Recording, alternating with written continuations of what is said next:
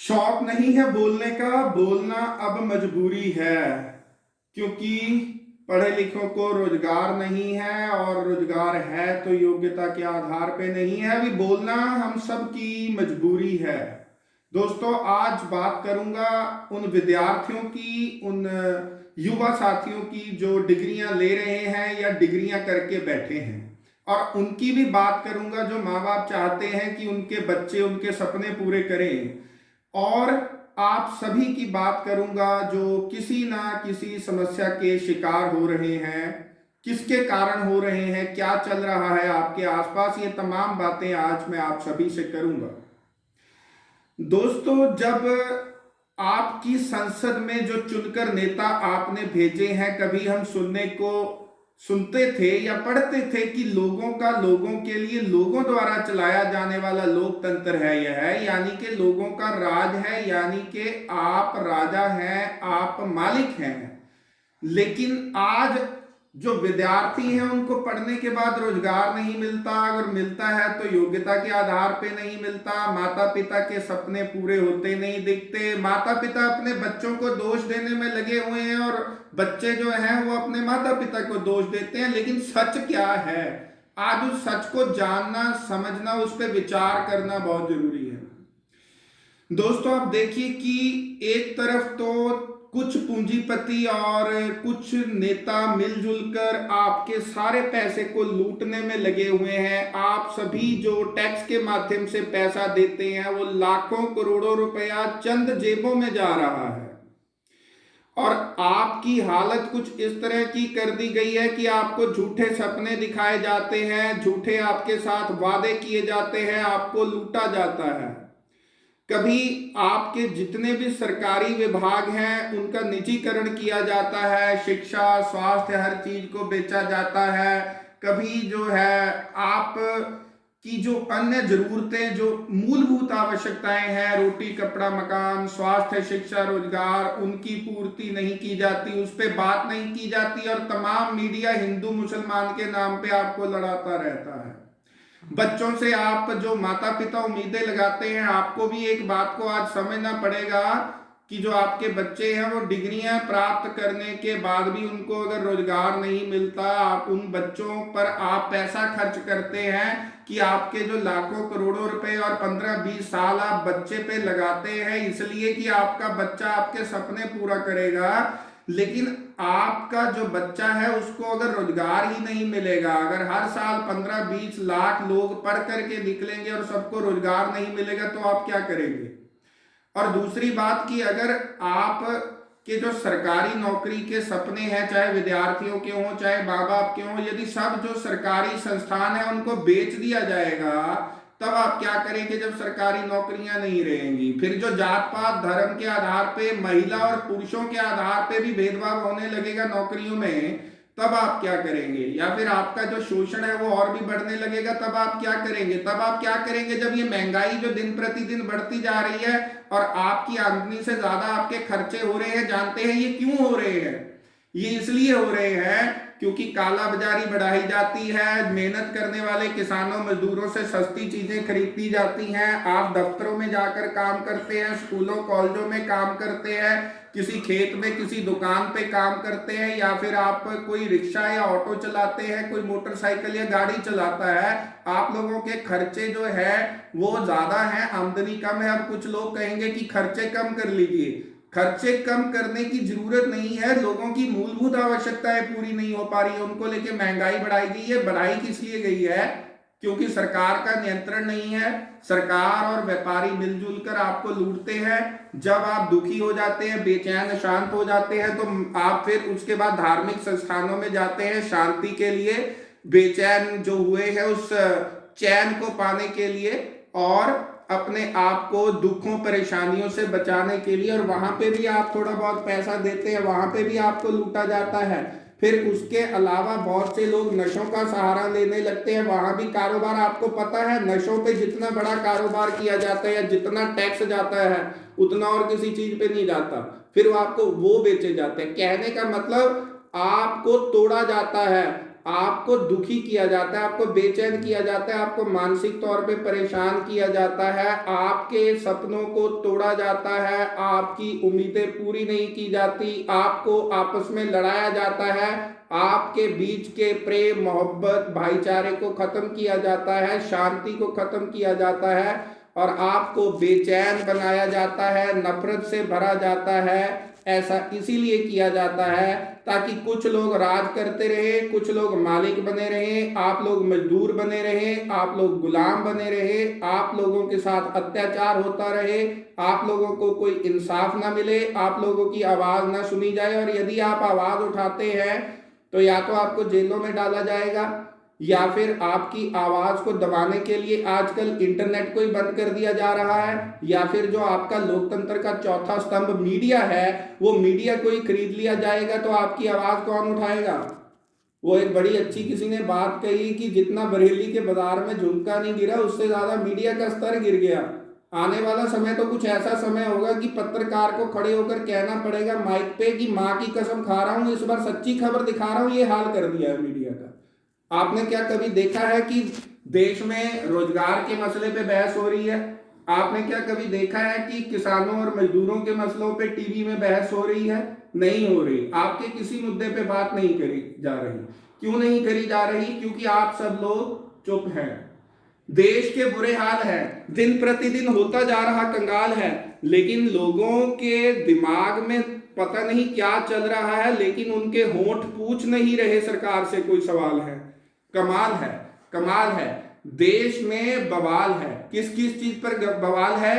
गरीबी पर, बेरोजगारी पर, महंगाई पर। बहुत सारे लोग इकट्ठे होकर आंदोलन कर रहे हैं, किसान कर रहे हैं, बहुत से लोग हक की आजादी की बात कर रहे हैं, लेकिन उन लोगों की गिनती कम क्यों है? क्योंकि लोग कहते हैं कि देश का जो हाल बुरा है वो इसलिए नहीं बुरा हाल है क्योंकि बुरे लोग ज्यादा है, वो इसलिए बुरा हाल है क्योंकि अच्छे लोग चुप हैं। आप लोग बोलते ही नहीं है, आप लोग डरते हैं। कायर, डरपोक और निकम्मे और लापरवाह या जो लोग तमाशा देखते हैं उन लोगों के साथ जुल्म होते हैं, जातियां होती हैं, उनको गुलाम बनाया जाता है, उनके साथ अत्याचार होता है, उनके साथ बेचैनी और अशांति फैलाने के लिए तरह तरह के हथकंडे अपनाए जाते हैं, चालें चली जाती हैं। आप सब लोग समझिए, धर्म के जात पे बांटने की आपको नाम पर कोशिश की जाती है, भाषा के आधार पर, रंग लिंग के आधार पर, छोटे बड़े के आधार पर, अमीर गरीब के आधार पर। आपको मैं बता देता हूं कि निम्न वर्ग, मध्यम वर्ग, अमीर वर्ग, चाहे जिस वर्ग की बात कीजिए, सारे वर्ग आज के समय में अशांत और बेचैन है। ऐसा इसलिए है क्योंकि इनको अमीरों से, गरीबों से, मजदूरों से, किसानों से, महिलाओं से या फिर विद्यार्थियों से कोई लेना देना नहीं है। ये चाहते हैं कि बंदूक के दम पर, लाठी के दम पर, आंसू गैस के गोलों के दम पर और जो पुलिस या फिर जो आर्मी है उसके दम पर लोगों की आवाज को दबाया जाए, कुचला जाए, लोगों को अपने हक के लिए ना बोलने दिया जाए। इसीलिए ये दुरुपयोग करते हैं। कभी किसानों और जवानों को लड़ाने का प्रयास करते हैं, कभी महिलाओं और पुरुषों को आपस में बांटने का प्रयास करते हैं, कभी महिलाओं को उनके अधिकार नहीं दिए जाते और उनके अधिकारों पर जब वो बोलती हैं या फिर वो अपनी बात करती हैं उनको दबाया जाता है, उन पे तरह तरह के आरोप लगाए जाते हैं, संस्कृति को खतरा बता दिया जाता है। अब मैं माँ बाप को भी कहूंगा कि आप लोग बच्चों के साथ लड़ने की बजाय या उनको कोसने की बजाय, ताने देने की बजाय उनके साथ बैठ करके समझिए जरा, कौन चाहता नहीं है कि अपने अपने माँ बाप के सपने पूरे करे। लेकिन आपकी ये हालत क्या बनाकर रख दी सरकारों में और आप लोग बोलते नहीं है। आप लोग को लगता है कि अभी हमारी बारी नहीं आई है, जब आएगी तो देखेंगे, लेकिन शायद आप भ्रम में हैं। आपको पता नहीं है, आपको अंदर ही अंदर से खोखला किया जा रहा है, आपको निकम्मा बनाया जा रहा है। निकम्मा से मेरा मतलब है कि आपसे काम तो लिया जाएगा खूब, लेकिन उस काम का, उस कर्म का जो मेहनताना है, जो हक है, वो आपको नहीं दिया जाएगा। तो ये परिस्थितियां हैं, समझ आइए। मैं सभी बच्चों से कहना चाहता हूं जो पढ़ रहे हैं, इसीलिए पढ़ रहे हैं ना कि कामयाब हो जाएं, आप कोई अपना बिजनेस खोल सकें। पैसा नहीं होगा तो बिजनेस कैसे खोलेंगे? और वैसे भी सब कुछ परोस के जब अंबानी अडानी को दे दिया जाएगा तो आप क्या करेंगे? आप तो मजदूर बन जाएंगे, आप तो किसी न किसी के नीचे काम करेंगे, आप तो गुलाम बनेंगे, आप तो नौकर बनेंगे। और नौकर भी कैसे बनेंगे? जिनकी इज्जत नहीं की जाएगी, जिनका सम्मान नहीं किया जाएगा, जिनकी 2 वक्त की रोटी जो उनको दी जाएगी और उनको परजीवी बताया जाएगा, उनको टुकड़ों पे पलने वाला कहा जाएगा। तो क्या आप दूसरों के टुकड़ों पे पलना चाहते हैं या अपने हक अधिकार लेना चाहते हैं? अगर लेना चाहते हैं तो ये आपके साथ ये राज्य का दायित्व है कि आपकी आवश्यकताओं की पूर्ति करे, क्योंकि आप टैक्स देते हैं तो अपने टैक्स का हिसाब मांगिए। आप देखिए ना यार, आपके सांसद जो हैं, ज्यादातर सांसद करोड़पति हैं।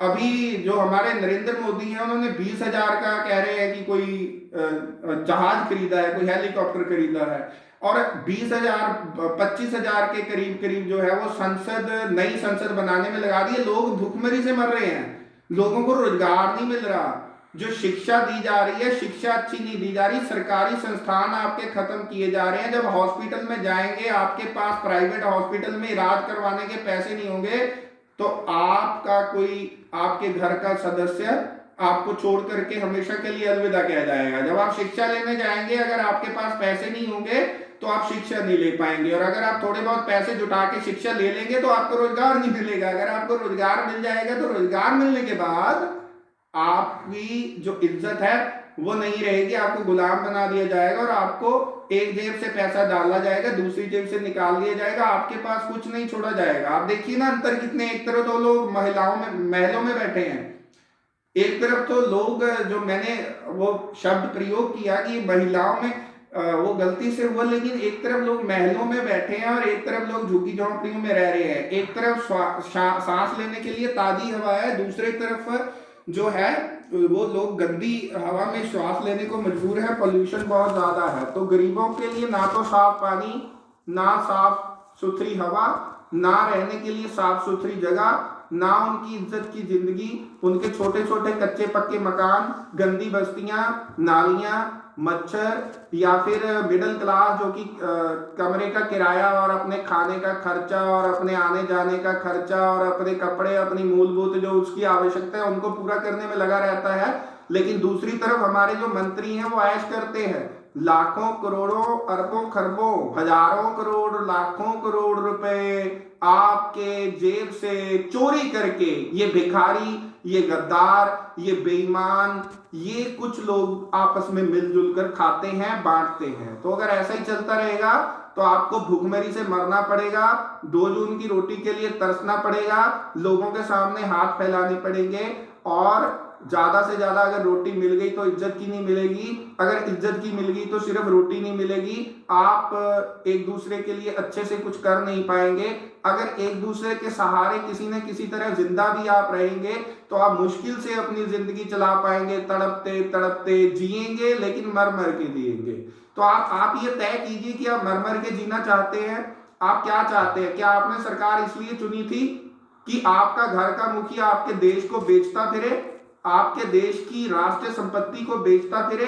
क्या आपने सरकार इसलिए चुनी थी कि आपके नेता गाड़ी में बैठे सरकारी, पैसा खाएं सरकारी, पेंशन पाएं सरकारी, और लाखों करोड़ों रुपए सारी उम्र नौकरी करके भी और बिना नौकरी करके भी कमाते रहे और भ्रष्टाचार करते रहे, और आपको नौकरियों में पेंशन खत्म कर दी जाए, और जो आपके नेता है वो लाखों करोड़ों रुपए की तनख्वाह लेते रहे? क्या आपने इसलिए चुना था कि आपके नेता अनपढ़, कोई भी किसी भी तरह के लोग आपके नेता बन जाए, और फिर वो जो आप लोग पढ़े लिखे हैं उनको गुलाम बना के पूंजीपतियों के पक्ष में नीतियां बनाए और थोड़े बहुत पैसे पाएं और अपना जमीर बेच दें और बेईमान हो जाए और अपनी ईमानदारी को, अपनी सच्चाई को, अपनी अच्छाई को छोड़ दें और बाद में फिर बेचैन हो जाए? क्या इस तरह का समाज आप चाहते थे? क्या आप इस तरह का समाज चाहते हैं जहां पे लोग आपस में प्यार नहीं कर सकते? क्यों नहीं कर सकते प्यार? उनको बांट दिया जाता है धर्मों में, जातियों में, भाषाओं में। प्यार को यहाँ पे अपराध बना दिया गया। क्यों? एक लड़का लड़की नौजवान अपनी मर्जी से शादी नहीं कर सकते, प्यार नहीं कर सकते, घर वालों की सहमति चाहिए। क्यों? क्योंकि हमारे नेताओं ने हमारे समाज की व्यवस्था कुछ इस तरह की बनाई है कि समाज धर्मों, जातियों, भाषाओं, संस्कृतियों में बटा रहे, अपनी खोखली इज्जतों को बचाने के लिए अपने नौजवान बच्चों को शांति से ना रहने दे, उनको बेचैन कर दे, उनको अशांत कर दे, और उनके जो बच्चे हैं उनकी मानसिक तृप्ति ना हो सके। खुद क्या करते हैं? खुद तो अपनी तो पत्नी जो है अभी छोड़ दी, उसके बारे में कोई जिक्र नहीं किया और छोड़ दी, और बाद में पता नहीं कहा किसके साथ क्या कर रहे होंगे, हम क्या जाने कितने होटलों में रहते हैं, क्या करते हैं, क्या पता। तो दूसरों पे तो बड़े अच्छे, किसानों को बोलते हैं अयाश, हाँ, तो किसी को बोलते हैं परजीवी, तो किसी को कुछ भी बोलते हैं। नौजवानों को क्या बोलते हैं, भटका हुआ। भटके नहीं हुए, आप लोगों ने हमारे अंदर झूठ हमारे सामने परोसा, लेकिन अब ये ज्यादा देर चलेगा नहीं। अब हमें पता चल गया है तुम्हारे वो जो जी ग्रुप है, इंडिया टुडे ग्रुप है, आप लोग क्या खेल करते हो। रिपब्लिक टीवी का अर्नब गोस्वामी जो अभी व्हाट्सएप चैट लीक सामने आया है, और जो आपने जी न्यूज के जो आपके मालिक है वो राज्यसभा के सांसद हैं, और जो रंजन गोगोई जस्टिस जिनको आप रिटायरमेंट के बाद राज्यसभा में दे देते हो उनको मेंबरशिप, उनका भी हमें पता चल गया। ऐसा नहीं है कि कुछ छुपा नहीं हुआ, हमें सब पता है। आप ऐसा मत समझिए कि हम बेवकूफ है, हमें हर चीज का पता है। और ये जो ईवीएम का खेल आपने किया है, मैं और भी लोगों से कहना चाहूंगा, सब लोग इकट्ठे हो जाइए, संगठन बनाइए। जो लोग वीडियो मेरी ये सुनेंगे वो मेरे साथ संपर्क करें, मिलजुल के संगठन बनाते हैं, टीम बनाते हैं। हर जिले में, हर शहर में, देश में, गांव में, गली मोहल्ले में, दफ्तरों में, जहां पे भी जो आपके दोस्तों का ग्रुप है, आपके माता पिता, अपने परिवारों को, अपने दोस्तों को, अपने रिश्तेदारों को, सबको आप शामिल कीजिए इसमें। एक टीम बनाइए, ऑनलाइन मीटिंग करेंगे, मिलजुल के आर्थिक सहायता, चाहे आर्थिक तौर पे सहयोग करने की बात हो, सामाजिक या कानूनी तौर पे, या फिर अपने ज्ञान के आधार पे, जिस भी तरह से मिलजुल के सहयोग कर सकते हैं समाज की बेहतरी के लिए, राजनीति को बदलने के लिए, लोगों से पैसा लेकर लोगों के लिए खर्च करने के लिए, राजनीति में आने के लिए, कम पैसों से सेवा करने के लिए, मेहनत करने के लिए। क्योंकि जब तक आप लोग राजनीति में नहीं आएंगे तब तक यहाँ पे कोई बदलाव हो नहीं सकता। आप लोग अगर ये सोचेंगे कि कोई और आपका भला आकर के करेगा, तो कोई नहीं करेगा, आपको खुद ही करना पड़ेगा। और ये सब जो चल रहा है, ये तो मैंने आपको बता दिया। अब आप अपने लिए क्या करते हैं, आप पढ़े लिखे होकर राजनीति में आते हैं, या नौकर बन जाते हैं, बिजनेसमैन बन जाते हैं, सारी जिंदगी मजदूर या गुलाम बने रहना चाहते हैं, और बेइज्जती की जिल्लत भरी जिंदगी जीना चाहते हैं, तो आप जी सकते हैं कीड़े मकोड़ों की तरह। अगर आप सर उठाकर फख्र से जीना चाहते हैं, इज्जत की रोटी खाना चाहते हैं, शान की जिंदगी जीना चाहते हैं, चैन की और शांति की जिंदगी जीना चाहते हैं, जहां पे प्रेम हो, मोहब्बत हो, भाईचारा हो, ऐसी दुनिया बनाना चाहते हैं, तो आइए मिलजुल के कुछ करते हैं, संगठन बनाते हैं, राजनीति में भी जाते हैं, समाज सेवा भी करते हैं, सोशल वर्क भी करते हैं, अलग अलग तरह के दबाव समूह भी बनाते हैं, जो बने हुए हैं उनमें एकता बनाते हैं, पत्रकारिता भी करते हैं वैकल्पिक रूप में, उन बच्चों को शिक्षित करके उनको जागरूक भी करते हैं, सारी दुनिया को जागरूक करते हैं, देश को जागरूक करते हैं, मिलजुल के सच जो है वो सबको बताते हैं, और खुद भी जानते हैं, और इसका प्रचार करते हैं, और दुनिया को ज्ञान से, सच्ची सही अच्छी जानकारियों से रोशन करते हैं, एक नई दिशा देते हैं, ताकि इस दुनिया को खूबसूरत बनाया जा सके। नहीं तो बहुत से लोगों ने यहाँ पर आकर के बहुत कुछ कहा है, बहुत लोग कह रहे हैं, बहुत से लोग कहते चले गए, तो ये इसी तरह चलता रहेगा। तो थोड़ा सा आप होश में आइए, मनोरंजन की दुनिया से और बाजारवाद की चकाचौंध से बाहर निकलिए। ठीक है, एंजॉय करना चाहिए लाइफ में, लेकिन इतना भी एंजॉय जीवन में ना करें कि आपके आसपास जो हो रहा है आप एंजॉय करते रहे, और आपका कोई घर लूट के ले जाए, आपकी इज्जत लूट के ले जाए, आपको कोई गुलाम बना के चला जाए। इतना एंजॉय मत करें, सोए ना रहे। तो आपके साथ ये जो खेल हो रहा है, मैं बहुत सारी बातें करना चाहता हूँ, बस मैं लास्ट में अभी खत्म करता हूँ आज के लिए। तो मैं यही कहूंगा कि मिलजुल कर आइए। यहाँ पे आपको जो है वीडियो जिस जिस भी ग्रुप में मिलेगी, जहां भी मिलेगी, आप अपने कमेंट छोड़िए, कमेंट्स हम आपके देखेंगे, आप अपना नंबर बताइए, सब बताइए, तो आपको यहाँ पे मेरा नंबर मिलेगा वीडियो में, तो उसको भी जो लिंक के साथ नंबर अटैच किया होगा उस पर आप संपर्क कर सकते हैं हमारे साथ जुड़ने के लिए। तो आइए, सब लोगों को हम ये कहते हैं, मिलजुल कर कुछ अच्छा करते हैं, क्योंकि सरकारें आपके लिए कुछ नहीं करने वाली। अगर नौकरी चाहते हो, अगर रोजगार चाहते हो, अगर आप काम चाहते हो, अगर आप सीखना या सिखाना या कमाना चाहते हो, तो हमारे साथ जुड़िए रश्मि कम्युनिकेशन के साथ। इसको एक ट्रस्ट में कन्वर्ट करेंगे। अभी शायद मैं अपनी प्रॉपर्टी मैं रश्मि कम्युनिकेशन में ट्रांसफर करने जा रहा हूँ, जो थोड़ी बहुत है। तो मिलजुल के कुछ काम करते हैं, ट्रस्ट बनाते हैं, तो ताकि हम अपने लिए कुछ कर सके, सीखने सिखाने और ये जो कमाने का मौका। आप में से बहुत सारे विद्यार्थी साथी यहाँ पे कमा रहे हैं, बहुत सारे हमारे साथ स्टूडेंट जुड़े भी हुए हैं, लेकिन वो कम है। मैं चाहता हूँ आप सभी इस वीडियो को ज्यादा से ज्यादा शेयर करें, चैनल को सब्सक्राइब करें, ज्यादा से ज्यादा लोगों को जोड़ें, ताकि हम मिलजुल कर कुछ कर सके। सारे जितने भी सुन रहे हैं सभी को मैं यही कहना चाहता हूँ। तो आज के लिए इतना ही, बाकी फिर आगे आपसे बात होगी क्या करना है। धन्यवाद।